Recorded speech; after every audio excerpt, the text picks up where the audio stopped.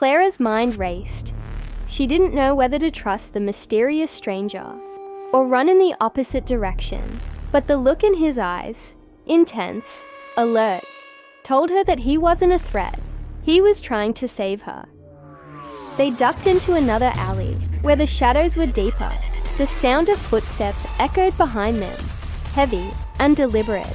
Clara could hear the faint hiss of tires on wet pavement, but she knew that wasn't what they were running from. There was something far more dangerous lurking in the dark. "Who are they?" Clara whispered, her voice trembling. The man glanced over his shoulder, his face grim.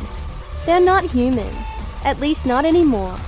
Clara's heart skipped a beat. "What do you mean? What's going on?" He didn't answer immediately.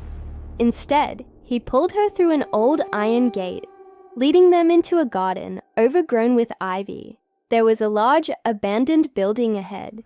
It looked forgotten by time, its windows dark, like empty eyes. "They'll track us here," he said, urgency clear in his tone. "We don't have much time." Clara's mind was spinning. What had she stumbled into? Who were these people, or things, chasing them? And why had they targeted her?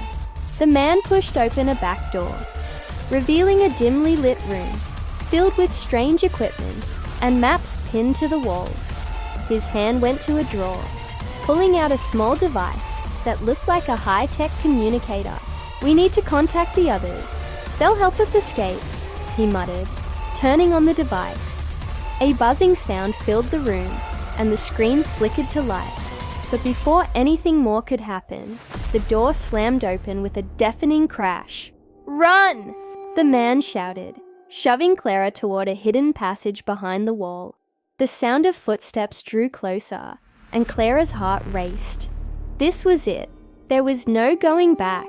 She dashed into the passage, the walls closing in around her. As she sprinted down the narrow corridor, she could hear the man's voice in the distance, urging her forward. "They won't stop until they get you," he had said. Clara didn't know what had just become her reality, but one thing was certain: she couldn't stop now. The chase was far from over, and the truth was still out there.